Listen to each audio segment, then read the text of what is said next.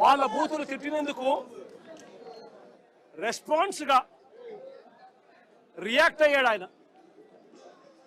ఆ రియాక్ట్ అయ్యే దాంట్లో ఆయన నోట్లో నుంచి ఒక్కడే ఉండడం వల్ల ఇంతమంది చుట్టుముట్టి ఆయనను కారును బాదుతా ఉన్నారు. ఒక వైపున ఆయన మీద దాడి జరుగుతూ ఉంది, మరోవైపున ఆయన తిరుగుతూ ఉన్నారు. అలాంటి సందర్భంలో ఆయన కూడా నోట్లో నుంచి 2-3 తిట్లేమన్నా తిట్టాడు. ఒక రియాక్షన్గా జరిగింది.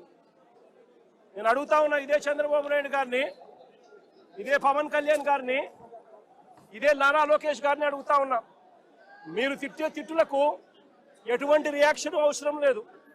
మీ మీద ఎటువంటి అటాక్ లేకుండానే మీరు రొటీన్గానే తిరుగుతూ ఉన్నారు. ఈ మాదిరిగా ఇదేం కొత్తగా జరిగేదేమీ కాదు. మీరు తిరిగితే ఒక రకంగా ఉంటుంది.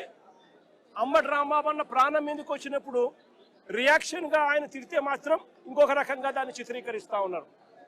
అయినప్పటికీ కూడా రాంబాబు అన్న ఇంటికి వచ్చి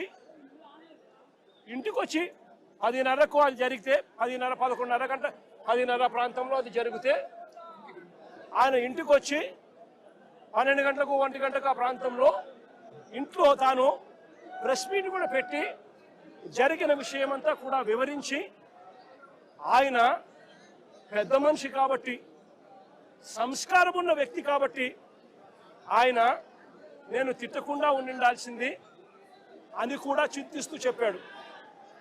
అంటే తన మీద దాడి జరుగుతూ ఉన్నా, తనను ఒకవైపున తిరుగుతూ ఉన్నా, అప్పుడు భావోద్వేగంలో ఆయన 2 తిట్లు తిట్టినందుకు ఇంటికి వచ్చి బాధపడి ప్రెస్ మీట్ పెట్టి మీడియా సమక్షంలో ఆయన దీనికి వివరణ ఇస్తూ, అయినా నేను తిట్టకుండా ఉండింటే బాగుండేది, నేను చింతిస్తున్నాను అని సంస్కారం కలిగిన వ్యక్తిగా అంబటి రాంబాబు అన్న వివరణ కూడా ఇచ్చాడు.